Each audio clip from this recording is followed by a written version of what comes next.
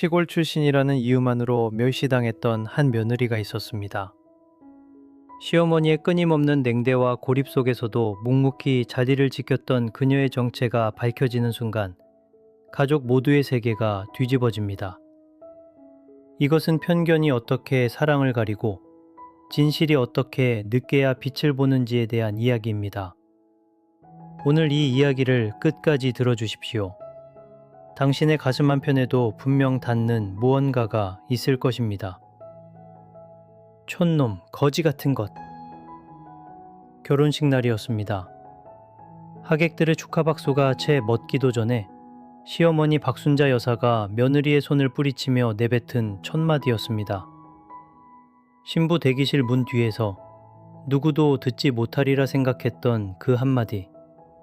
하지만 그날의 그 말 한마디가 앞으로 10년간의 비극을 예고했다는 것을 그 자리에 있던 누구도 알지 못했습니다. 이 이야기를 이해하려면 먼저 이 집안에 대해 아셔야 합니다.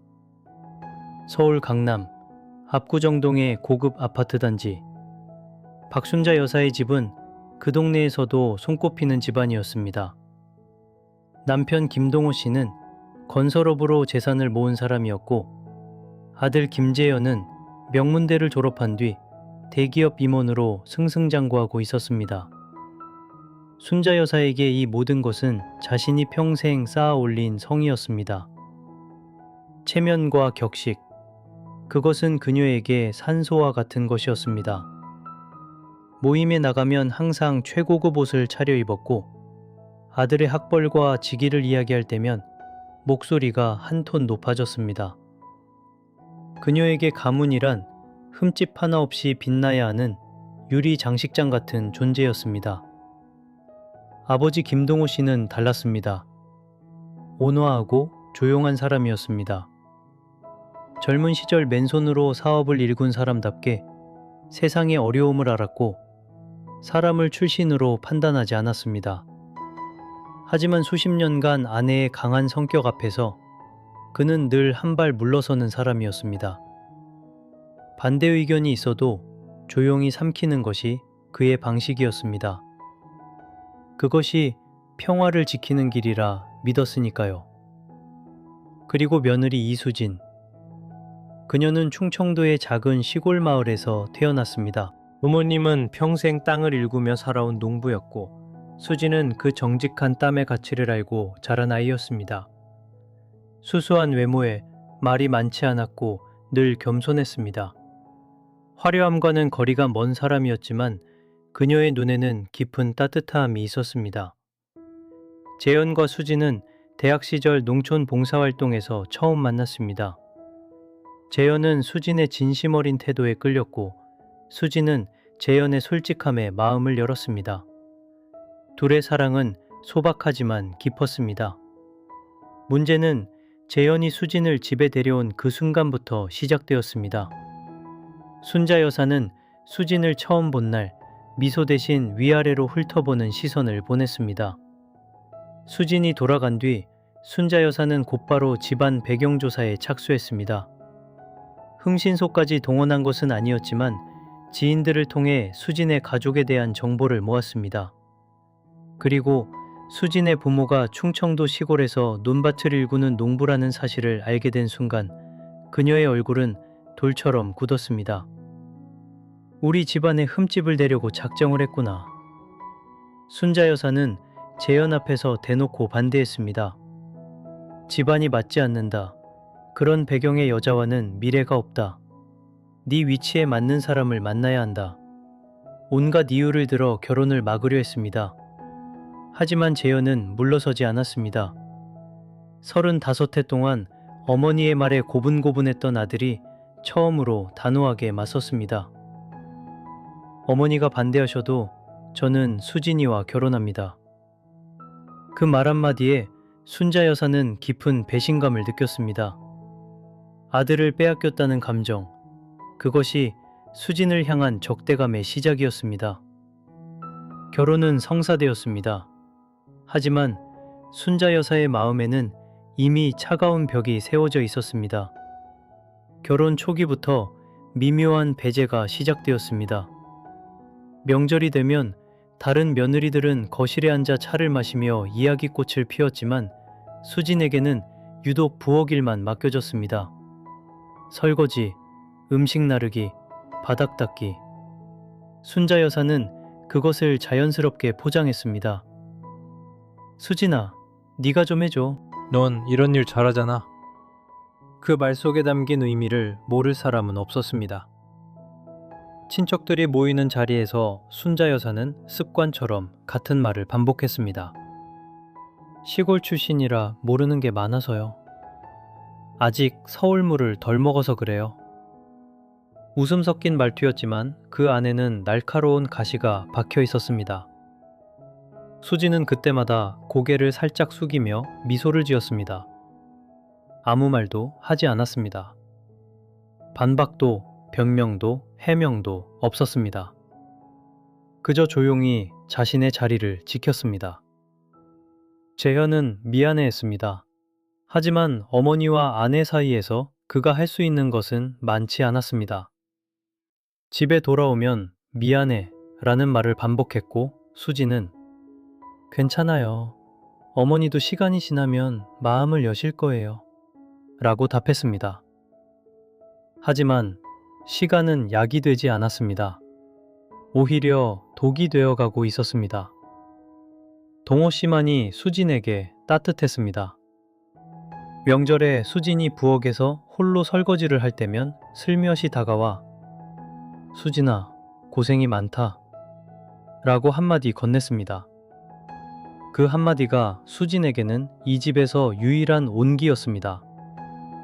하지만 동호 씨도 아내 앞에서는 수진을 대놓고 감싸지 못했습니다. 그것이 그의 한계였고 어쩌면 그의 죄였습니다. 결혼 첫 해가 지나고 순자 여사의 냉대는 점점 노골적인 고립으로 변해갔습니다. 가족 모임에 수진만 연락을 받지 못하는 일이 생겼고 시누이들과의 단체 대화방에서 수진만 빠져 있었습니다. 수진은 이 집에서 점점 투명인간이 되어가고 있었습니다. 아무도 그녀가 어떤 사람인지 무엇을 하는 사람인지 묻지 않았습니다. 그저 시골에서 온 며느리. 그것이 이 집에서 수진에게 붙여진 유일한 이름이었습니다. 하지만 투명인간에게도 하루하루는 흘러갑니다. 보이지 않는다고 해서 존재하지 않는 것은 아니니까요. 수진은 매일 아침 누잉보다 먼저 일어났습니다. 재현의 출근 준비를 챙기고 시부모님 댁에 들를 때면 현관 앞에 제철 과일을 조용히 놓아두었습니다. 순자 여사가 그것을 받아들고도 고맙다는 말 한마디 없이 문을 닫아도 수진은 다음 주에 또 찾아갔습니다. 마치 물이 바위를 적시듯 그녀는 자신만의 방식으로 이 가족 안에 스며들려 했습니다. 그런데 이상한 점이 하나 있었습니다. 수지는 한 달에 며칠씩 어디론가 사라졌습니다. 재현에게는 옛 친구를 만난다거나 봉사활동을 간다고 말했고 재현은 아내를 믿었기에 깊이 묻지 않았습니다. 하지만 순자 여사의 눈에는 그것조차 의심의 대상이었습니다. 며느리라는 게 집도 제대로 안 지키고 돌아다녀. 시골 출신이 서울로 와서 들떠가지고. 순자 여사는 친척 모임에서 수진의 부재를 화제로 올렸습니다. 혀를 차며 마치 수진이 무슨 잘못이라도 저지르는 것처럼 이야기했습니다. 시누이들도 어머니의 편을 들었습니다. 아니, 정확히는 어머니의 편을 들지 않으면 자신들에게 화살이 돌아온다는 것을 알고 있었습니다. 그렇게 수진은 이 가족 안에서 점점 더 고립되었고 그녀에 대한 이야기는 항상 그녀가 없는 자리에서만 오갔습니다. 세월은 그렇게 흘렀습니다. 1년이 2년이 되고 2년이 3년이 되었습니다.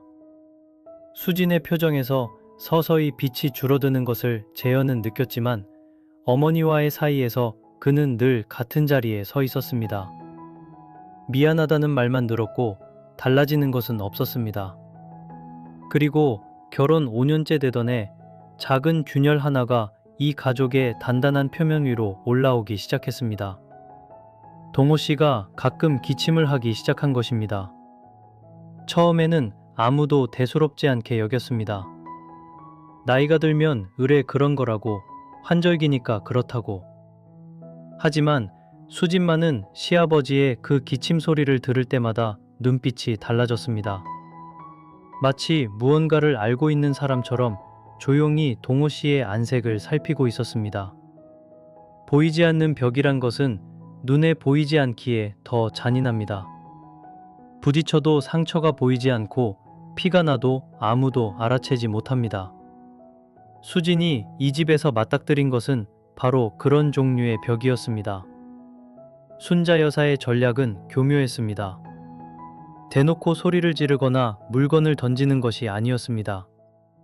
그녀는 조용히 체계적으로 수진을 가족이라는 울타리 바깥으로 밀어냈습니다. 가족 모임이 있으면 다른 식구들에게는 일주일 전에 연락이 갔지만 수진에게는 당일 아침에야 전화가 왔습니다.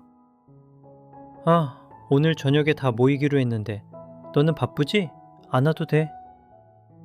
이미 준비할 시간도 없는 때에 던져지는 말. 수진이 호둥지둥 가면 왜 이렇게 늦어? 라는 눈총이 쏟아졌고 가지 않으면 며느리가 가족 모임에도 안 오는 집? 이라는 수군거림이 뒤따랐습니다. 어느 쪽을 선택해도 수진은 잘못한 사람이 되었습니다. 손주 은서의 돌잔치 때는 더 심했습니다. 재현의 누나 부부에게 첫 아이가 태어났을 때 순자 여사는 돌잔치 준비를 직접 진두지휘했습니다. 장소 예약, 떡 주문, 답례품 선정까지 모든 것을 손수 챙기면서도 수진에게는 단 한 번도 의견을 묻지 않았습니다. 수진이 조심스럽게 어머니, 제가 도울 일 없을까요? 라고 물었을 때 돌아온 대답은 이것이었습니다. 네가 하면 창피하니까 내가 할게. 그 한마디가 수진의 가슴에 못처럼 박혔습니다. 창피하다. 네가 하면 창피하다. 그 말은 단순한 거절이 아니었습니다. 너는 이 가족의 체면을 깎는 존재라는 선고였습니다. 수진은 아무 말 없이 고개를 숙였고 돌잔치 날 구석자리에 앉아 조용히 박수만 쳤습니다.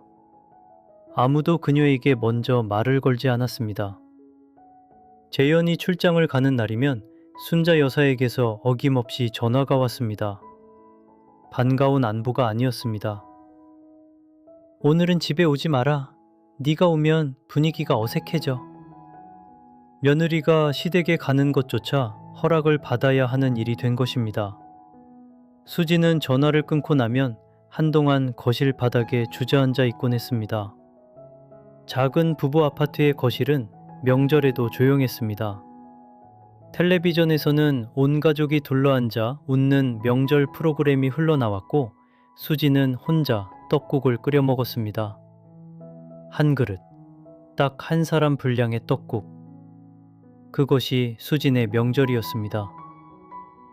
재현은 처음에는 달랐습니다. 결혼 초기에는 어머니의 말에 분명하게 반대 의사를 표했습니다. 어머니, 수진이 시골 출신인 게 뭐가 문제예요? 제가 선택한 사람이에요. 그 말에 순자 여사가 며칠을 밥을 굶었습니다. 누나들에게서 연이어 전화가 왔습니다. 재현아, 어머니 혈압이 올라가셨어. 네가 좀 맞춰드려. 재현은 두 세계 사이에 끼인 사람이었습니다. 사랑하는 아내와 자신을 낳아준 어머니. 그 사이에서 그는 점점 지쳐갔고 어느 순간부터 입버릇처럼 같은 말을 되풀이하기 시작했습니다.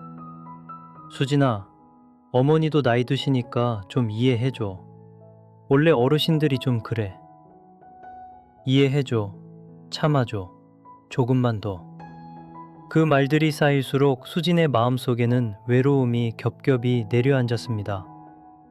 남편마저 자신의 편이 아니라는 느낌. 이 세상 어디에도 기댈 곳이 없다는 감각. 그것은 천천히 그러나 확실하게 수진을 잠식해 갔습니다. 재현이 출장에서 돌아와 안아줄 때도 예전처럼 온기가 전해지지 않았습니다. 수진은 웃었지만 그 웃음은 눈까지 닿지 못했습니다. 그런데 이상한 일이 있었습니다. 수지는 무너지지 않았습니다. 낮 동안은 조용히 집안일을 하고 남편의 식사를 차리고 시어머니의 전화를 받아 네, 알겠습니다를 반복했지만 밤이 되면 달라졌습니다. 재현이 잠든 후 수지는 조용히 서재로 들어갔습니다. 작은 책상 위에는 두꺼운 영문 서적들이 쌓여 있었습니다. 의학 용어들이 빼곡한 표지, 수백 페이지짜리 논문집, 포스트잇이 가득 붙은 저널들. 수지는 노트북을 열고 화상 통화를 연결했습니다. 시차가 있는 먼 나라의 누군가와 때로는 새벽 2, 3시까지 무언가를 논의했습니다.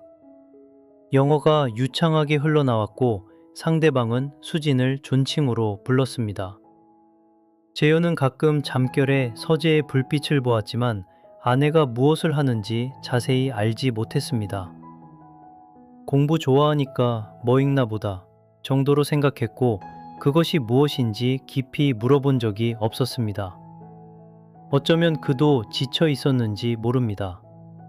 어쩌면 묻는 것이 두려웠는지 모릅니다. 수진에게는 그가 모르는 또 다른 세계가 있었고 그 세계에서 수진은 이 집에서와는 전혀 다른 사람이었습니다. 그 긴 세월 동안 이 가족 안에서 수진에게 인간적인 따뜻함을 보여준 사람은 단 한 명이었습니다. 시아버지 동호 씨였습니다. 말수가 적고 순자 여사 앞에서는 존재감이 희미했던 그 사람이 어느 명절 저녁 수진이 혼자 부엌에서 설거지를 하고 있을 때 조용히 다가왔습니다. 순자 여사가 거실에서 시누이들과 이야기하느라 부엌을 신경 쓰지 않는 그 짧은 틈, 동호 씨는 마른 행주를 들고 수진 옆에 섰습니다. 그리고 나직하게 한마디를 건넸습니다. 수진아, 고맙다. 우리 집에 와줘서. 수진의 손이 멈췄습니다. 비눗물에 잠긴 손이 미세하게 떨렸습니다. 고개를 돌리지 못했습니다. 돌리면 눈물이 보일 테니까. 하지만 이미 늦었습니다.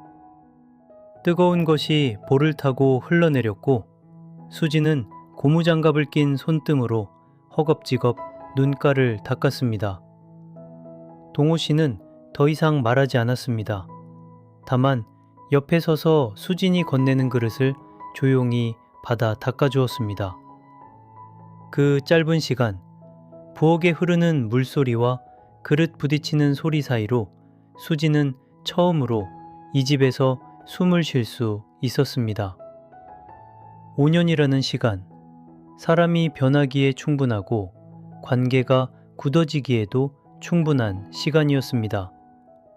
수지는 여전히 이 집의 이방인이었고 순자 여사는 자신의 판단이 처음부터 옳았다고 더욱 확신하고 있었습니다. 시골 출신 며느리는 역시 이 가문에 어울리지 않는다고, 자신이 벽을 세운 것은 가족을 지키기 위한 당연한 일이었다고, 그렇게 모든 것이 정해진 듯 보였습니다.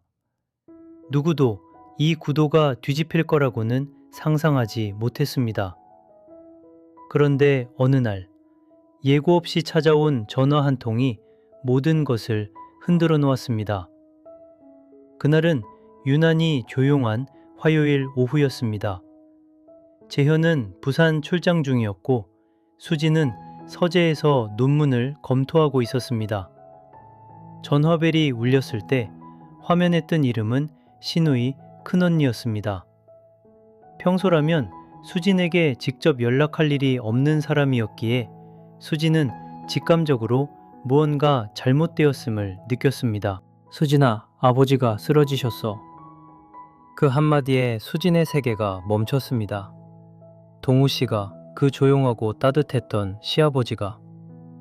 큰언니의 목소리는 떨리고 있었습니다. 골프장에서 갑자기 의식을 잃고 쓰러지셨다고. 지금 대학병원 응급실이라고, 상태가 좋지 않다고. 수지는 이미 가방을 들고 현관을 나서고 있었습니다. 병원에 도착했을 때 복도에는 이미 가족들이 모여 있었습니다. 순자 여사는 의자에 앉아 넋신이 나간 얼굴이었고 시누이들은 서로를 붙잡고 울고 있었습니다. 수진이 나타나자 순자 여사의 눈이 잠깐 움직였지만 이번에는 오지 마라는 말이 나오지 않았습니다. 두려움 앞에서는 미움도 잠시 숨을 죽이는 법입니다. 담당 의사가 나왔습니다. 표정이 어두웠습니다. 뇌혈관 쪽에 문제가 있습니다. 일반적인 수술로는 위험합니다. 솔직히 말씀드리면 국내에서 이 수술을 성공적으로 집도할 수 있는 의료진이 많지 않습니다. 순자 여사의 얼굴이 하얗게 질렸습니다. 큰 사위가 아는 교수에게 연락해보겠다고 했고 작은 언니는 인터넷으로 해외 병원을 검색하기 시작했습니다. 모두가 방법을 찾으려 했지만 공포가 그 자리를 지배하고 있었습니다. 그때 수진이 조용히 복도 끝으로 걸어가 전화기를 꺼냈습니다. 누군가에게 전화를 걸었고 영어로 빠르게 무언가를 말하기 시작했습니다. 아무도 그 전화가 누구에게 걸려간 것인지 몰랐습니다. 수진은 복도 끝 창가에 서서 낮은 목소리로 빠르게 영어를 말하고 있었습니다. 가족들은 각자의 공포 속에 빠져 있었기에 수진의 행동에 주의를 기울일 여유가 없었습니다. 순자 여사도 시누이들도. 그 순간만큼은 수진이 무엇을 하든 신경 쓸 처지가 아니었습니다. 동호 씨의 상태는 시간이 지날수록 심각해졌습니다. 응급실에서 중환자실로 옮겨졌고 면회는 하루 2번 짧은 시간만 허락되었습니다. 의료진은 신중했지만 그 신중함 속에 숨겨진 무거움을 가족들은 본능적으로 느낄 수 있었습니다. MRI와 혈관 조영술 결과가 나온 것은 이틀째 되는 날 오후였습니다. 담당 교수가 가족들을 상담실로 불렀습니다. 좁은 방 안에 재현, 순자 여사, 시누이 둘, 그리고 수진이 함께 앉았습니다. 교수의 손에는 영상 사진이 들려 있었고 모니터에는 동호 씨의 뇌 영상이 떠 있었습니다. 뇌의 깊숙한 곳에 위치한 동정맥 규형입니다. 일반적인 위치가 아니라서 접근 자체가 매우 어렵습니다. 국내에서 이 부위를 성공적으로 수술한 사례는 손에 꼽을 정도입니다. 재현이 물었습니다. 목소리가 떨리고 있었습니다. 그러면 수술을 안 하면 어떻게 됩니까? 교수는 잠시 침묵했습니다. 그 침묵이 어떤 대답보다 무거웠습니다. 다음 출혈이 오면 그때는 살리기 어렵습니다. 시간 문제입니다. 순자 여사의 입에서 작은 신음이 새어나왔습니다. 평생을 강한 여자로 살아온 사람이었습니다. 며느리 앞에서 눈물 한 방울 보인 적 없는 사람이었습니다. 남편이 사업으로 힘들 때도 아이들 키우며 시어머니 시중 들 때도 이를 악물고 버텨온 사람이었습니다. 그런 순자 여사가 의자에서 미끄러지듯 무너졌습니다. 재현이 급히 어머니를 붙잡았습니다. 재현아, 아버지 살려야 해. 돈은 얼마든지 있어. 제일 좋은 병원, 제일 좋은 의사 찾아. 얼마든지 낼 수 있어. 재현은 어머니를 안으며 고개를 끄덕였지만 그의 눈에도 눈물이 고여 있었습니다. 돈으로 해결할 수 있는 문제라면 이미 해결되었을 것입니다. 서울 한복판의 대학병원에서 최고의 장비와 의료진이 있는 이곳에서도 할 수 없다는 말을 들은 것입니다. 돈의 문제가 아니었습니다. 기술의 문제였고 경험의 문제였고 가능성의 문제였습니다. 그날 밤부터 재현은 잠을 자지 못했습니다. 노트북을 펴고 국내 모든 대형 병원의 신경외과에 연락했습니다. 서울대병원, 삼성서울병원, 아산병원, 세브란스. 대답은 비슷했습니다. 수술이 가능하다고 확답하는 곳은 없었고 가능하더라도 성공률이 매우 낮다는 이야기뿐이었습니다. 재현은 해외로 눈을 돌렸습니다. 미국 메이오 클리닉에 이메일을 보냈고 독일 샤리테 병원에도 문의했습니다. 존스 홉킨스에도 연락을 시도했습니다. 답은 돌아왔지만 희망적이지 않았습니다. 대기 기간만 최소 4개월에서 6개월.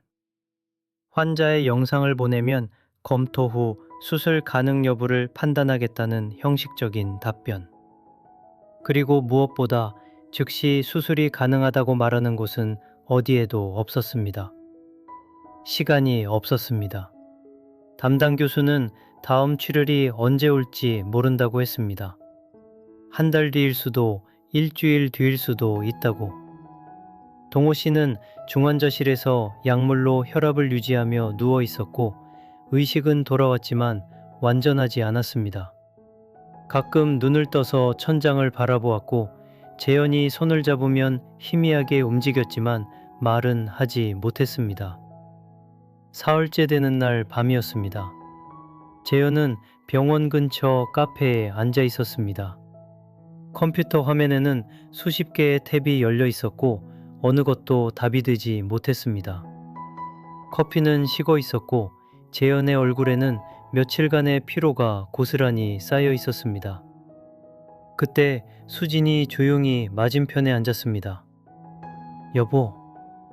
재현이 고개를 들었습니다.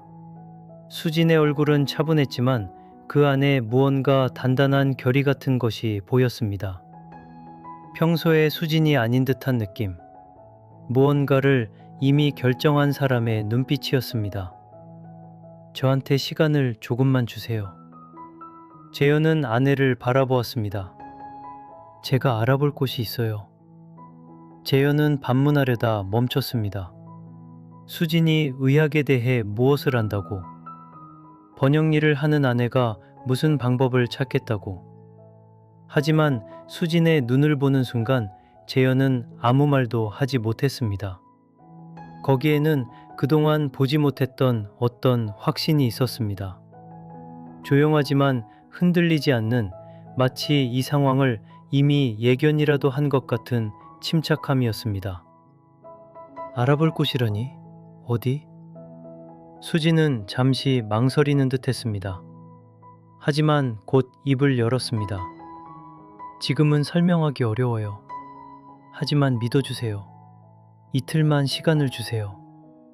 재현에게는 선택지가 없었습니다. 국내 병원은 가능성이 없다고 했고 해외 병원은 시간이 너무 오래 걸렸습니다. 다른 방법이 없는 상황에서 아내가 무언가를 알아보겠다는데 거절할 이유가 있을까요? 재현은 천천히 고개를 끄덕였습니다.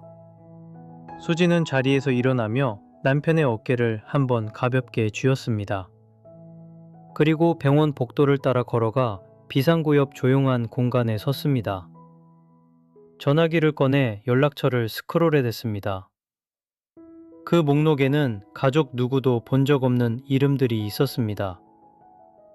영어 이름, 아랍어 이름, 그리고 영국 국번으로 시작하는 번호들. 수지는 하나의 번호를 눌렀습니다. 신호음이 울렸습니다. 새벽 시간임에도 곧 누군가가 받았습니다.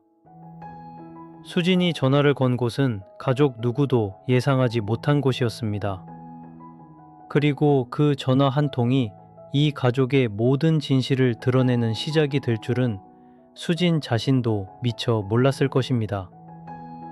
전화기 너머로 들려온 것은 익숙한 목소리였습니다. 낮고 차분한 남성의 영어. 수진은 짧게 인사를 건넨 뒤 곧바로 본론으로 들어갔습니다. 제임스, 나야. 긴급한 케이스가 하나 있어. 뇌신부 동정맥 기형. 위치가 까다로워서 국내에선 수술할 곳이 없어. 전화 너머의 남자는 잠시 침묵했습니다. 그리고 물었습니다. 영상 보낼 수 있어? 지금 바로 보낼게. 수진의 손가락은 빠르게 움직였습니다. 병원에서 받아둔 영상 파일을 암호화된 메일로 전송했습니다. 그 동작은 너무나 자연스러웠습니다. 마치 수백 번은 해본 일처럼. 의료 영상을 읽을 줄 아는 사람의 손놀림이었고 어떤 정보가 필요한지 정확히 아는 사람의 판단이었습니다. 전화를 끊은 뒤 수진은 또 다른 번호를 눌렀습니다. 이번에는 더 짧은 통화였습니다. 상대방은 여성이었고 수진을 알아보는데 1초도 걸리지 않았습니다. 닥터 박? 오랜만이에요. 무슨 일이죠? 닥터 박. 수지는 그 호칭을 들으며 눈을 감았습니다. 오랫동안 듣지 못했던, 아니, 일부러 듣지 않으려 했던 이름이었습니다. 이 병원 복도에서 시어머니가 잠든 대기실에서 불과 몇 걸음 떨어진 곳에서 수지는 자신이 수년간 숨겨왔던 세계로 다시 발을 들이고 있었습니다. 그것은 선택이었습니다. 수진 스스로가 내려놓았던 것들을 다시 집어드는 일. 남편도 시어머니도 아무도 모르는 수진의 또 다른 삶. 그 삶을 꺼내는 것은 곧 모든 것이 드러난다는 의미였습니다. 하지만 지금 시아버지의 생명 앞에서 망설일 시간은 없었습니다. 수지는 전화기를 주머니에 넣고 잠시 벽에 기대었습니다.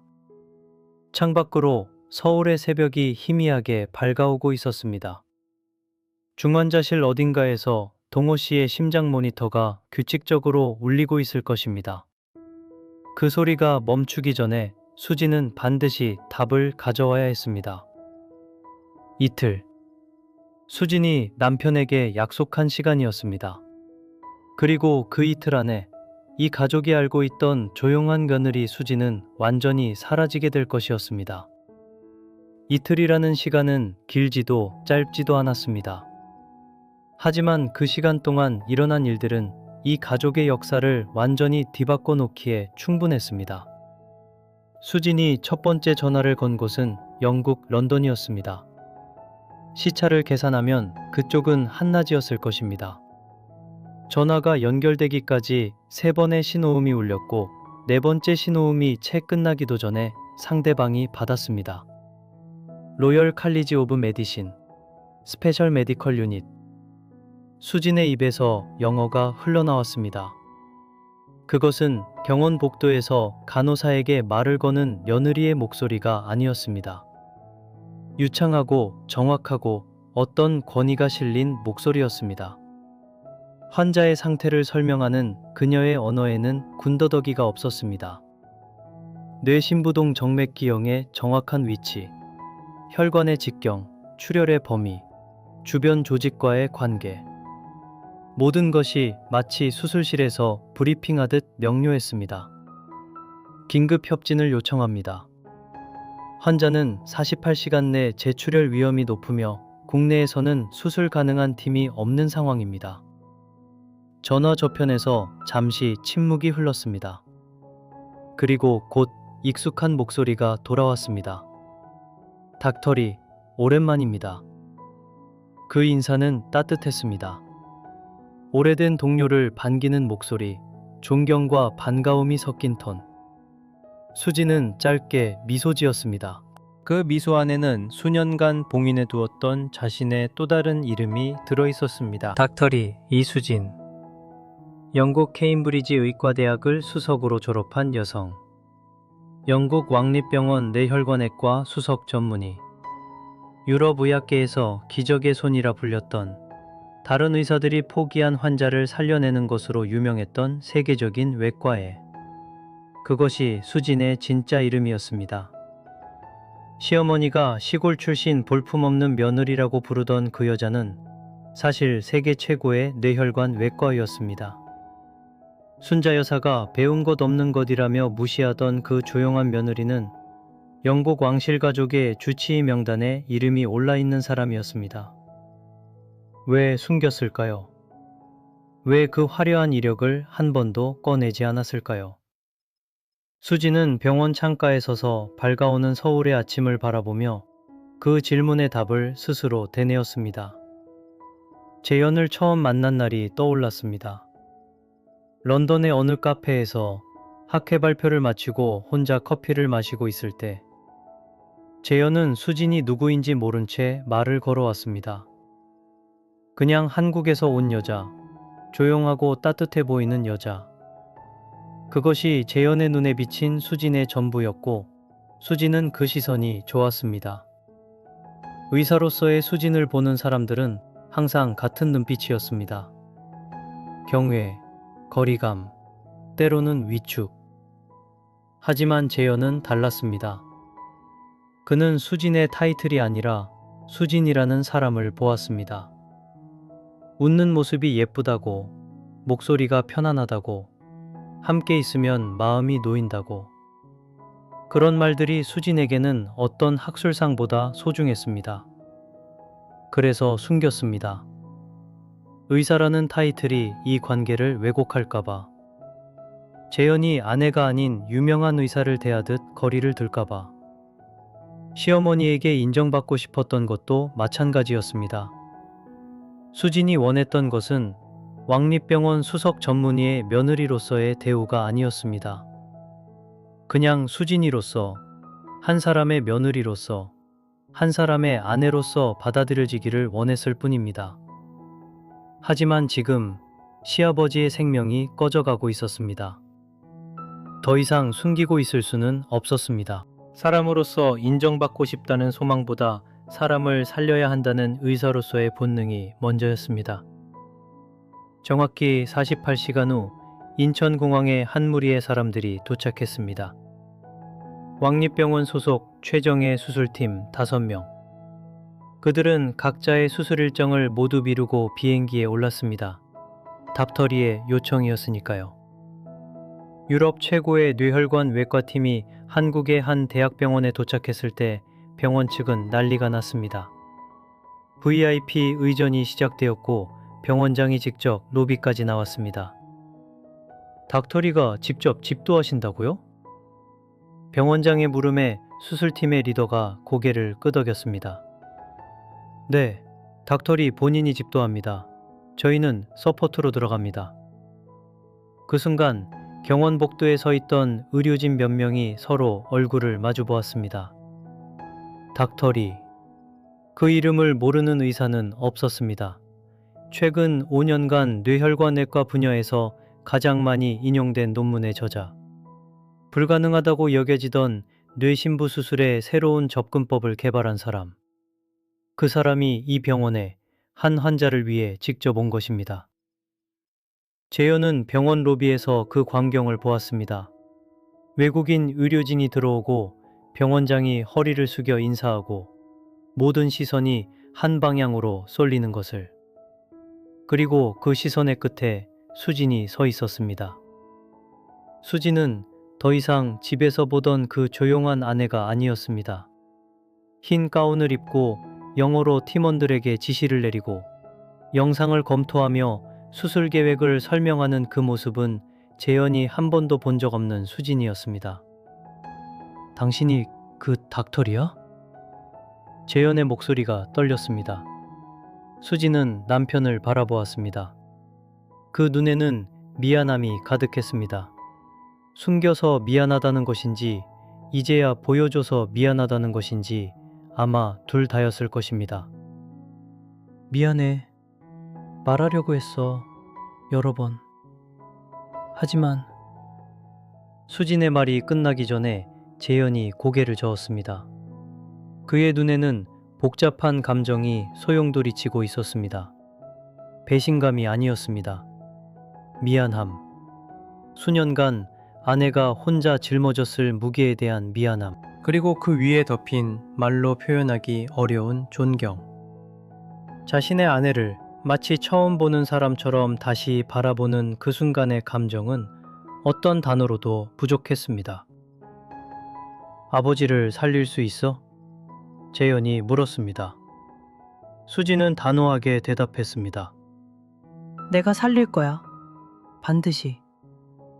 그 목소리에는 아내로서의 다짐과 의사로서의 확신이 함께 실려 있었습니다. 수진은 수술 준비를 위해 돌아섰고 재현은 아내의 뒷모습을 한참 동안 바라보았습니다. 저 사람이 내 아내라는 사실이 지금 이 순간에야 비로소 온전히 느껴지는 것 같았습니다. 수술실 앞 가족들이 하나둘 모여들었습니다. 시동생 부부, 재현, 그리고 병원에서 밤을 새운 친척들. 하지만 가장 큰 충격을 받아야 할 사람, 순자 여사는 아직 이 모든 사실을 모르고 있었습니다. 순자 여사는 그 시각 병원 1층 편의점에서 커피를 사고 있었습니다. 며칠째 제대로 잠을 자지 못한 얼굴, 화장기 없는 볼 위로 깊은 주름이 드리워져 있었습니다. 남편이 쓰러진 이후로 그녀의 세계는 멈춰 있었습니다. 평생을 함께한 사람이 떠날 수도 있다는 공포 앞에서 며느리를 향한 차가운 시선도, 체면을 세우려던 허세도 모두 의미를 잃어버린 뒤였습니다. 엘리베이터를 타고 올라오는 동안 순자 여사는 복도가 평소와 다르다는 것을 느꼈습니다. 간호사들의 발걸음이 빨랐고 어디선가 영어가 들려왔고 병원장의 모습이 2층에서 보였습니다. 무슨 일인가 싶어 걸음을 빨리 했습니다. 수술실 앞에 도착했을 때 순자 여사는 가족들의 얼굴을 보았습니다. 재현의 눈이 붉었고 시동생 부부는 말없이 서 있었습니다. 그리고 수술실 위 전광판에 불이 들어와 있었습니다. 수술 중. 누가 수술하는 거야? 순자 여사가 물었습니다. 아무도 바로 대답하지 못했습니다. 재현이 입을 열었다가 다시 닫았습니다. 그 침묵이 순자 여사의 불안을 키웠습니다. 영국에서 의료팀이 왔어요, 어머니. 시동생이 조심스럽게 말했습니다. 영국? 왜 영국에서? 수진이가 부른 거예요.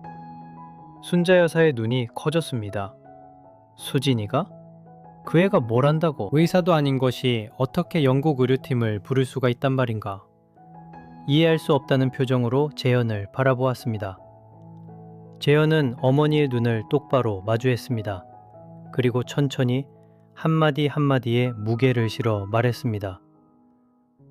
수진이가 직접 수술하고 있어요, 어머니.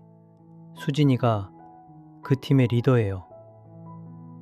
순자 여사의 세계가 무너져 내리고 있었습니다. 수진이가 직접 수술하고 있어요, 어머니. 수진이가 그 팀의 리더예요. 재현의 말이 귀에 닿았지만 뇌까지 도달하는 데는 시간이 걸렸습니다. 마치 물속에서 소리를 듣는 것처럼 모든 것이 느리고 흐릿했습니다. 순자 여사는 입을 벌렸다가 다시 닫았습니다.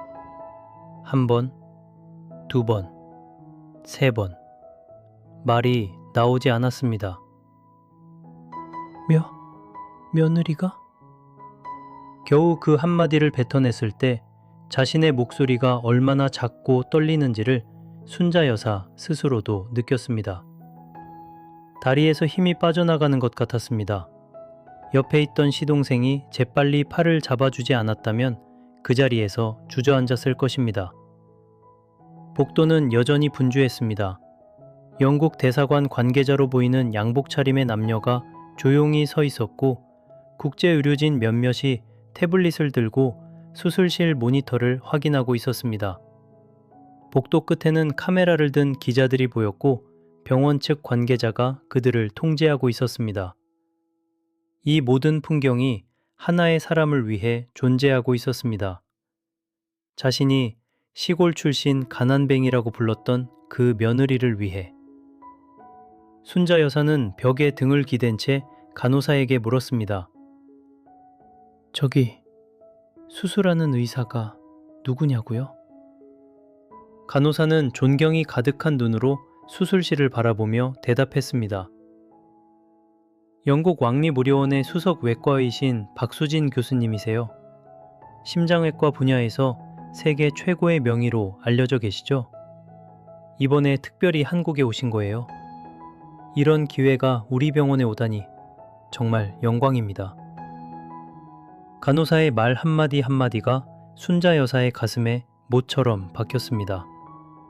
세계 최고의 명의, 영국 왕립의료원, 수석 외과의 그 모든 수식어가 가리키는 사람이 자신이 식탁에서 밥그릇을 내려놓으며 무시했던 그 여자라니. 자신이 촌스럽다고, 배운 것 없다고, 우리 집안과 안 어울린다고 했던 바로 그 사람이라니. 시간이 흘렀습니다. 1시간, 2시간, 3시간. 수술실 위의 빨간불은 꺼지지 않았습니다. 가족들은 각자의 방식으로 기다림을 견디고 있었습니다. 재현은 복도를 왔다 갔다 하며 전화를 받았고, 시동생 부부는 나란히 앉아 조용히 기도를 했습니다. 하지만 순자 여사는 움직이지 못했습니다. 복도의 차가운 플라스틱 의자에 앉은 채 마치 돌이 된 것처럼 4시간째가 되었을 때 순자 여사의 머릿속에서 기억들이 하나씩 떠오르기 시작했습니다. 처음 수진을 만났던 날, 재현이 데려온 젊은 여자의 수수한 옷차림을 보며 코웃음을 쳤던 것. 우리 재현이는 서울 좋은 집안 딸이랑 맞선 볼 수도 있는데 라며 자리에서 일어났던 것. 수진의 눈에 잠깐 스쳤던 상처를 순자 여사는 그때 보고도 못 본 척했습니다. 5시간째. 결혼 후 명절마다 수진이 차려온 음식을 한 번도 맛있다고 말한 적이 없었다는 것이 떠올랐습니다. 시골 음식 맛이 난다 며 젓가락을 내려놓았던 것. 수진이 조용히 음식을 치우던 뒷모습. 그때 재현이 화를 내려 했지만 수진이 남편의 팔을 잡으며 고개를 저었던 것. 6시간째. 손자 돌잔치에서 수진의 부모를 구석자리에 앉히고 자기 친구들에게 며느리 쪽은 뭐 시골 사람들이라 고 소개했던 것이 떠올랐습니다. 수진의 아버지가 괜찮다며 웃어 보였지만 그 웃음 뒤에 무엇이 있었는지를 이제야 생각하게 되었습니다. 7시간째. 순자 여사의 눈에서 눈물이 흘러내리기 시작했습니다. 소리 없이, 멈출 수 없이. 지난 10년간 자신이 했던 말들이 하나하나 비수가 되어 돌아왔습니다. 시골 출신이 어디서 행세야. 배운 게 없으니 살림이나 해. 그래서 공부 못한 집안은 안 된다니까. 그 모든 말을 묵묵히 삼키며 수진은 한 번도 대들지 않았습니다. 한 번도 자신이 누군지 밝히지 않았습니다. 왜였을까요? 왜 참았을까요? 왜 말하지 않았을까요? 순자 여사는 처음으로 수치심이라는 감정을 온몸으로 느꼈습니다. 70평생 살아오면서 자존심 하나로 세상을 살아왔다고 생각했습니다. 체면이 곧 자신이라고 믿었습니다. 하지만 지금 이 복도에서 남편의 생명이 며느리의 손에 달려있는 이 순간, 자존심도 체면도 아무것도 아니었습니다. 자신이 평생 쌓아 올린 것이 얼마나 보잘것없는 것이었는지를 순자 여사는 이 차가운 의자 위에서 비로소 깨달았습니다. 8시간째, 수술실의 문이 열렸습니다. 수술복을 입은 수진이 마스크를 내리며 걸어 나왔습니다. 이마에는 땀이 맺혀 있었고 눈 밑에는 짙은 그림자가 드리워져 있었습니다. 8시간 동안 한순간도 긴장을 놓지 못했을 그 무게가 얼굴에 고스란히 담겨 있었습니다. 가족들이 일제히 일어섰습니다. 순자 여사도 떨리는 다리를 억지로 일으켜 세웠습니다. 수진의 시선이 가족들을 훑었고 마지막으로 순자 여사에게 닿았습니다. 그 눈에는 원망이 없었습니다. 분노도 없었습니다. 오직 따뜻함만이, 지쳐 있으면서도 단단한 따뜻함만이 있었습니다. 어머니, 수진이 말했습니다. 그 호칭을 들은 것이 얼마만인지 순자 여사는 기억할 수 없었습니다. 아버님 수술 성공적으로 끝났습니다. 걱정 마세요. 회복하실 수 있어요. 그 한마디에 순자 여사의 무릎이 꺾였습니다. 서 있을 수가 없었습니다. 바닥에 주저앉으며 두 손으로 얼굴을 감쌌습니다. 소리내어 울었습니다. 안도의 눈물인지 후회의 눈물인지 수치심의 눈물인지 스스로도 알 수 없었습니다. 어쩌면 그 모든 것이 한꺼번에 터져나온 것이었는지도 모릅니다. 수지는 잠시 그 자리에 서서 시어머니를 내려다보았습니다. 그리고 아무 말 없이 고개를 한번 끄덕이고는 다시 수술실 쪽으로 돌아갔습니다. 아직 할 일이 남아 있었으니까요. 뒷수습도, 환자 경과 확인도. 의사로서의 책임은 감정보다 먼저였습니다. 복도에 순자 여사의 울음소리만 남았습니다. 재현이 어머니 곁에 무릎을 꿇고 등을 토닥였습니다. 아무 말도 하지 않았습니다. 지금 이 순간 어떤 말도 필요하지 않았으니까요. 수술은 성공했습니다. 동호의 심장은 다시 뛰기 시작했습니다. 하지만 이 가족에게 진짜 치유가 필요한 것은 동호의 몸이 아니었습니다. 10년간 쌓이고 곪고 침묵 속에 묻혀있던 상처들. 그것을 마주할 용기가 있는지 이제 이 가족은 시험대에 오른 것이었습니다. 밤이 깊어갔습니다. 병원 복도의 형광등은 여전히 차갑게 빛나고 있었지만 순자 여사의 안에서는 무언가가 천천히 녹아내리고 있었습니다. 재현이 건넨 종이컵의 물은 이미 식어 있었습니다. 순자 여사는 그것을 두 손으로 감싼 채 한 모금도 마시지 못했습니다. 손끝이 떨려서가 아니었습니다. 무언가를 삼킬 자격이 자신에게 있는가? 그런 생각이 목구멍을 막고 있었던 것입니다. 재현아. 한참 만에 입을 연 순자 여사의 목소리는 갈라져 있었습니다. 수진이가 언제부터 그렇게 대단한 사람이었니? 재현은 어머니를 바라보며 조용히 대답했습니다. 처음부터요, 어머니. 처음부터 대단한 사람이었어요. 그 말이 순자 여사의 가슴 한가운데를 관통했습니다. 처음부터. 그렇습니다. 수진은 처음부터 수진이었습니다. 자신이 보지 못했을 뿐, 아니, 보려 하지 않았을 뿐. 시골 출신이라는 딱지를 붙이는 순간 더 이상 들여다보지 않았습니다. 사람을 있는 그대로 보는 것이 아니라 자신의 잣대로만 재단했던 것입니다.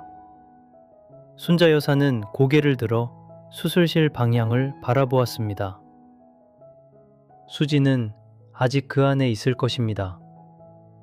남편의 생명을 구한 뒤에도 원망 한마디 없이 자신의 자리에서 묵묵히 책임을 다하고 있을 것입니다. 그 모습이 10년 전 명절날 조용히 음식을 치우던 뒷모습과 겹쳐졌습니다. 달라진 것은 수진이 아니었습니다. 달라져야 할 것은 처음부터 자신이었습니다. 수술은 성공했습니다. 하지만 진짜 치유가 필요한 것은 동호의 몸이 아니라 이 가족의 마음이었습니다. 동호가 눈을 떴습니다. 회복실의 하얀 천장이 흐릿하게 시야에 들어왔고 기계음이 규칙적으로 울리고 있었습니다. 입술이 갈라져 있었고 몸 전체가 납덩이처럼 무거웠지만 의식은 서서히 돌아오고 있었습니다.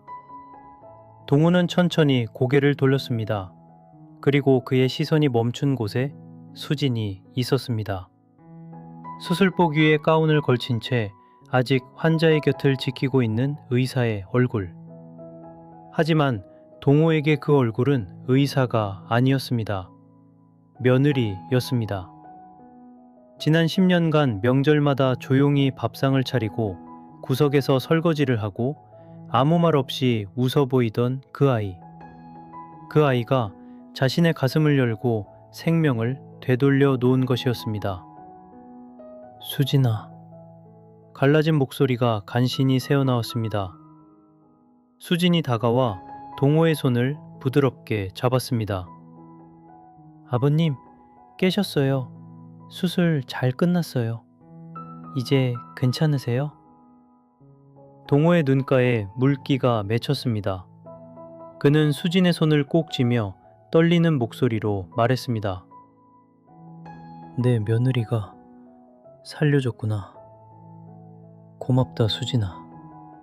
정말 고맙다. 그 한마디에 수진의 눈시울도 붉어졌습니다. 하지만 그녀는 미소를 지으며 고개를 저었습니다.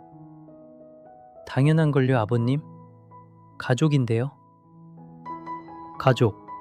그 단어가 회복실의 공기 속에 퍼졌습니다. 그리고 그 장면을 문 밖에서 지켜보는 사람이 있었습니다. 순자 여사였습니다. 반쯤 열린 문틈 사이로 남편이 며느리의 손을 잡고 우는 모습을 보았습니다. 가족이라고 말하는 수진의 목소리를 들었습니다. 자신이 10년간 가족으로 인정하지 않았던 그 사람이 가장 먼저 가족이라는 말을 건네고 있었습니다. 순자 여사는 소리 없이 벽에 등을 기대었습니다. 눈물이 흘렀지만 닦지 않았습니다. 닦을 자격조차 없다고 느꼈습니다. 며칠이 흘렀습니다. 동호의 상태는 안정되었고 재현은 병원과 집을 오가며 아버지를 돌보았습니다. 수지는 담당 주치의로서 매일 동호의 상태를 확인했지만 순자 여사와는 여전히 눈을 마주치지 않았습니다. 아니, 마주칠 기회가 없었습니다. 순자 여사가 먼저 자리를 피했기 때문입니다. 그러던 어느 오후 순자 여사는 재현에게 물었습니다. 수진이네 집이 어디니? 재현은 놀란 눈으로 어머니를 바라보았습니다. 10년 동안 한 번도 며느리의 집을 찾아간 적이 없는 어머니였습니다. 아들 부부가 독립한 뒤로 단 한 번도 그 문턱을 넘은 적이 없었습니다. 어머니, 왜요? 그냥 가봐야 할 것 같아서. 재현은 더 묻지 않았습니다. 주소를 적어드렸습니다. 다음 날 순자 여사는 수진의 집 앞에 섰습니다. 평범한 아파트 복도였습니다. 깨끗하게 정돈된 현관 앞에 작은 화분 하나가 놓여 있었습니다. 순자 여사는 초인종 앞에서 멈췄습니다. 손을 들었다가 내리기를 3번. 가슴이 뛰었습니다. 수십 년간 남에게 고개 숙여본 적 없는 사람이 문 하나 앞에서 이토록 작아질 수 있다는 것이 스스로도 낯설었습니다. 마침내 초인종을 눌렀습니다. 문이 열렸을 때 수진의 표정에는 놀라움과 경계가 동시에 스쳤습니다. 잠깐의 침묵이 흐른 뒤 수진이 조용히 말했습니다. 어머님, 들어오세요. 거실에 마주 앉았습니다. 수진이 내온 차가 테이블 위에서 김을 올렸지만 두 사람 다 손을 대지 않았습니다. 시계 소리만 또각또각 울렸습니다. 무거운 침묵이 방 안을 가득 채웠습니다. 순자 여사가 먼저 입을 열었습니다. 하지만 말이 쉽게 나오지 않았습니다. 입술을 몇 번이고 달싹거리다 결국 고개를 숙였습니다. 내가 너한테 너무 못했다. 목소리가 떨려 있었습니다. 완벽하게 다듬어진 사과가 아니었습니다.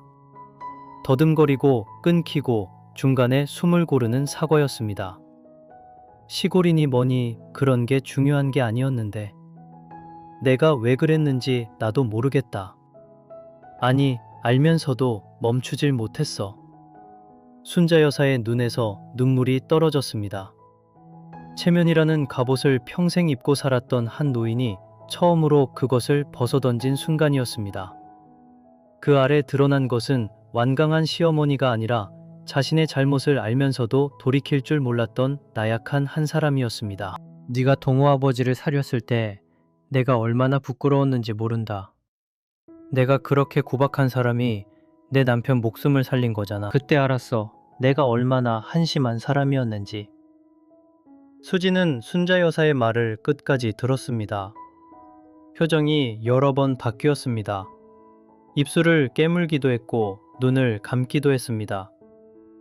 10년간의 기억들이 파도처럼 밀려왔을 것입니다. 명절마다 들었던 서늘한 말들, 식탁에서의 소외감, 혼자 삼켜야 했던 눈물들. 그 모든 것이 사과 한마디로 지워지지는 않는다는 것을 두 사람 다 알고 있었습니다. 한참의 침묵 끝에 수진이 말했습니다. 어머님, 솔직히 많이 아팠어요. 담담한 목소리였지만 그 안에 담긴 무게는 가볍지 않았습니다.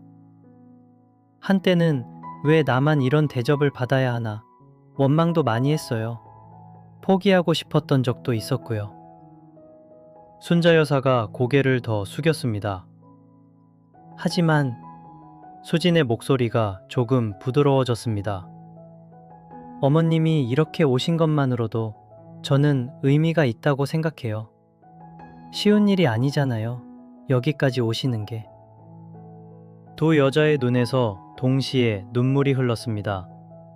하지만 그 눈물 사이로 어색하고 서툰 미소가 피어올랐습니다. 화해라고 부르기엔 아직 이른 것이었습니다. 하지만 시작이라고 부를 수 있는 것이었습니다. 얼어붙은 강에 처음으로 금이 가고 그 사이로 물이 흐르기 시작하는 것처럼. 그날 저녁 재현은 아내에게서 어머니가 다녀간 이야기를 들었습니다. 전화기 너머로 수진의 목소리는 담담했지만 울었던 흔적이 느껴졌습니다. 재현은 한동안 말이 없었습니다. 그동안 자신은 무엇을 했던가? 어머니와 아내 사이에서 줄타기를 하며 어느 쪽도 제대로 마주하지 않았습니다. 갈등을 피하는 것이 평화를 지키는 것이라 착각했습니다. 하지만 그 회피가 아내에게는 방치였고 어머니에게는 묵인이었습니다. 수진아, 미안해. 재현의 목소리가 낮게 가라앉았습니다. 내가 중간에서 제대로 못했어. 어머니한테도 너한테도. 앞으로는 내가 더 잘할게. 다리가 될게. 진짜로. 수진은 조용히 웃었습니다. 당신도 힘들었잖아. 알아요. 우리 같이 잘해보자. 그렇게 이 가족의 긴 겨울은 천천히 봄을 향해 움직이기 시작했습니다. 상처는 하루아침에 낫지 않습니다. 사과 한 번으로 10년의 세월이 되돌려지지 않습니다. 하지만 치유를 향한 첫걸음은 이미 시작되었습니다. 서툴고 어색하고 때로는 다시 아플 수도 있겠지만 적어도 이 가족은 이제 같은 방향을 바라보고 있었습니다. 그리고 이 이야기가 우리에게 남기는 것은 무엇일까요? 어쩌면 그것은 누군가를 판단하는 일이 얼마나 위험한가에 대한 이야기일 것입니다. 우리는 쉽게 사람을 겉모습으로 나눕니다. 어디 출신인지, 어떤 학교를 나왔는지, 어떤 옷을 입는지. 그 기준들이 마치 그 사람의 전부인 것처럼 믿어버립니다. 순자 여사가 그랬듯이 시골이라는 단어 하나에 한 사람의 가치를 가두어 버렸듯이. 하지만 사람의 진짜 무게는 위기의 순간에야 비로소 드러나는 법입니다. 또 하나, 이 이야기는 사과의 용기에 대해 말합니다. 잘못을 인정하는 것은 지는 것이 아닙니다. 오히려 가장 강한 사람만이 할 수 있는 일입니다. 순자 여사가 며느리의 문 앞에서 서성이던 그 몇 분이 어쩌면 그녀의 일생에서 가장 용감한 순간이었을지 모릅니다. 그리고 마지막으로 가족이라는 이름은 저절로 완성되지 않는다는 것. 피를 나눴다고, 혼인신고를 했다고 자동으로 가족이 되는 것이 아닙니다. 매일의 존중과 작은 배려와 때로는 불편한 대화를 견디는 것. 그 모든 노력이 쌓여야 비로소 가족이라는 단어가 온기를 갖게 됩니다.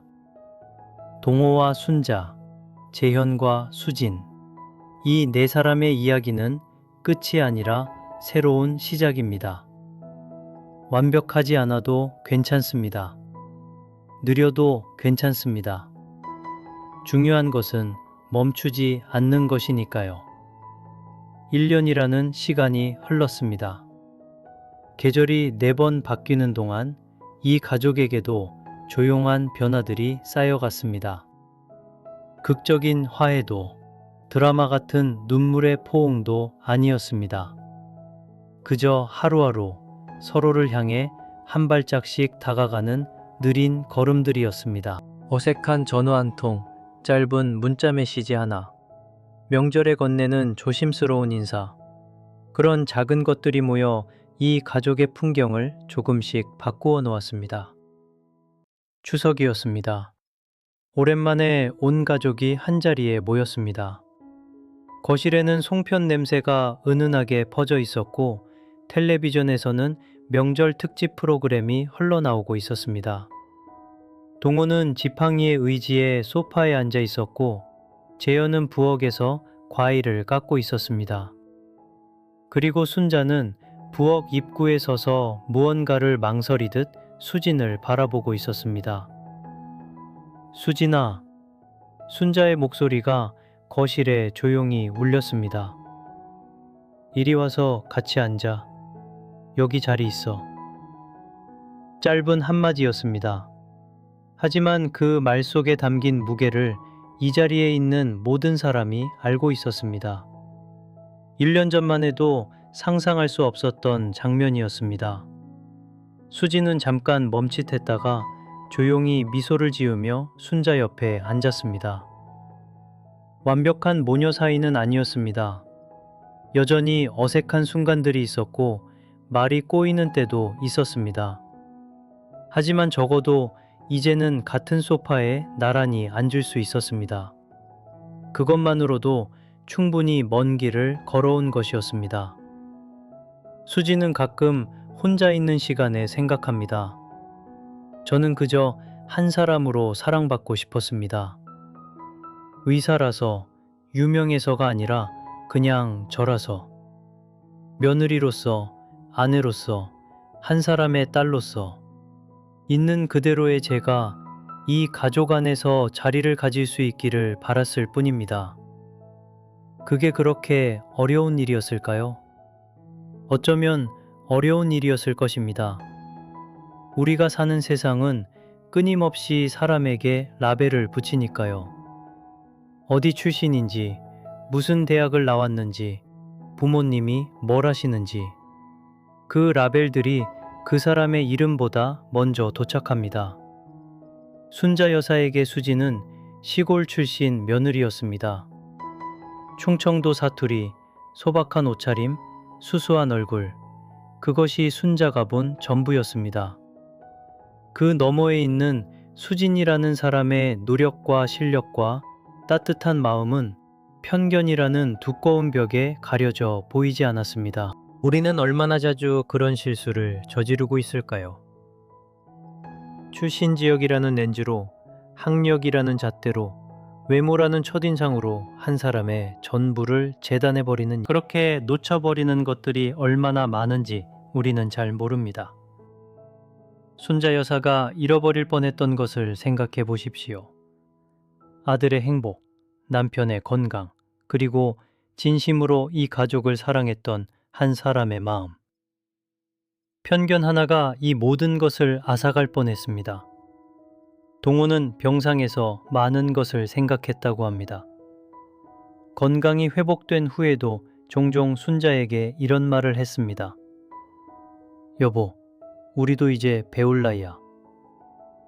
순자는 처음에 그 말이 무슨 뜻인지 잘 몰랐습니다. 나이 70에 뭘 더 배우냐고.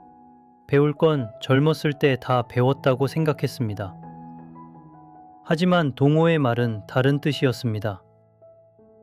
나이가 든다고 저절로 어른이 되는 게 아니더라고.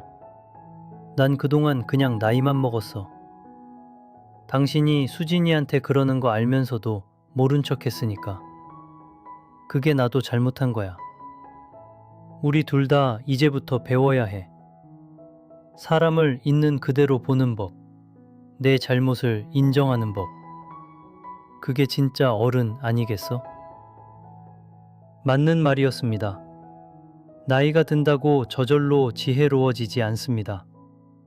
세월이 흐른다고 편견이 사라지지 않습니다. 진정한 어른이 된다는 것은 자신이 틀렸을 수 있다는 가능성을 받아들이는 것입니다. 내가 상처를 주었다는 사실을 외면하지 않는 것입니다.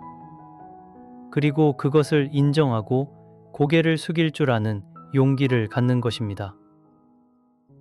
순자 여사가 수진의 문 앞에서 서성이던 그날, 그녀는 비로소 그 배움의 문 앞에 선 것이었습니다. 그로부터 또 시간이 흘러 수진에게 다시 영국 출장 일정이 잡혔습니다. 왕립의학회 초청 가면이었습니다.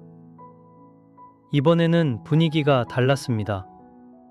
출발 전날 순자는 아무 말 없이 부엌에 들어가 이른 아침부터 무언가를 준비하기 시작했습니다. 재현이 놀라서 물었습니다. 어머니, 이 이른 아침에 뭐 하세요? 비행기에서 먹을 거 싸주려고. 기내식이 맛없다며. 출발하는 날 아침 현관에서 수진이 신발을 신고 있을 때 순자가 다가왔습니다. 손에는 정성스럽게 쌓인 도시락이 들려 있었습니다. 김밥과 반찬 몇 가지, 그리고 간식까지 투박한 손으로 꼼꼼하게 포장한 것이 보였습니다. 여기 가져가. 순자는 도시락을 건네며 수진의 눈을 바라보았습니다. 몸 챙겨라, 우리 며느리. 우리 며느리. 그 세 글자가 수진의 가슴에 조용히 스며들었습니다. 예전에는 한 번도 들어보지 못했던 말이었습니다. 순자의 목소리에는 아직 약간의 어색함이 남아 있었지만 그 안에 담긴 진심은 분명했습니다. 수진은 도시락을 받아들며 깊이 고개를 숙였습니다. 감사합니다, 어머니. 잘 다녀올게요. 문이 닫히고 수진의 발걸음 소리가 멀어져 갔습니다. 순자는 한참 동안 닫힌 문을 바라보고 서 있었습니다. 그녀의 얼굴에는 미소가, 그리고 그 미소 아래에는 긴 시간의 후회와 반성과 그럼에도 불구하고 다시 시작할 수 있다는 안도가 함께 서려 있었습니다. 변화는 거창하지 않습니다. 세상을 뒤흔드는 선언도, 무릎을 꿇는 대사도 필요하지 않습니다. 한마디의 따뜻한 말, 진심을 담은 도시락 하나, 같이 앉자고 건네는 손짓, 그것이면 충분합니다. 진정한 품격은 어디에서 태어났는가가 아니라 어떤 마음을 품고 사는가에서 비롯됩니다. 그리고 아무리 늦었더라도 진심으로 사과하는 용기 하나가 갈라진 가족을 다시 이어줄 수 있습니다. 이 이야기가 우리에게 남기는 것은 그 따뜻한 깨달음, 그 하나면 충분합니다. 어쩌면 이 이야기는 순자 여사만의 이야기가 아닐 것입니다. 우리 모두의 안에는 크고 작은 순자가 살고 있습니다. 누군가를 처음 만났을 때 무의식 중에 훑어보는 시선, 말투에서 출신을 가늠하려는 습관, 겉모습만으로 그 사람의 그릇을 짐작해버리는 성급함. 그것이 얼마나 많은 인연을 스쳐보내게 했는지 우리는 대부분 알지 못한 채 살아갑니다. 수진이 비행기에 올라 창밖을 바라보았을 때 그녀의 가방 안에는 순자가 싸준 도시락이 있었습니다. 김밥의 온기는 이미 식었을 것입니다. 하지만 그 안에 담긴 마음만큼은 오래도록 따뜻했을 것입니다. 사람과 사람 사이의 거리는 비행기로 가는 런던까지의 거리보다 때로는 더 멀고 때로는 더 가깝습니다. 마음 하나 돌리면 닿을 수 있는 거리를 우리는 종종 수십 년을 돌아서 갑니다. 동호의 말처럼 배움에는 나이가 없습니다. 이른이 넘어 고개를 숙이는 일이 부끄러운 것이 아닙니다. 오히려 그 나이에 자신의 잘못을 마주할 수 있다는 것, 그것이야말로 한 사람이 평생에 걸쳐 도달할 수 있는 가장 높은 경지가 아닐까요? 이 이야기를 듣고 계신 여러분께 조용히 한 가지만 여쭙고 싶습니다. 오늘 하루 당신은 누군가를 있는 그대로 바라보았습니까? 라벨이 아닌 그 사람의 눈을, 편견이 아닌 그 사람의 진심을 보려 했습니까? 대단한 것을 하지 않아도 됩니다. 오늘 저녁 오래 연락하지 못했던 사람에게 짧은 안부 하나 건네는 것. 내가 혹시 상처를 준 사람이 있다면 조용히 그 마음을 헤아려 보는 것. 그 작은 시작이 누군가에게는 순자의 도시락처럼 오래 기억될 온기가 될 수 있습니다. 사람은 변할 수 있습니다. 관계는 회복될 수 있습니다. 다만 그 시작은 언제나 나 자신을 돌아보는 고요한 용기로부터입니다.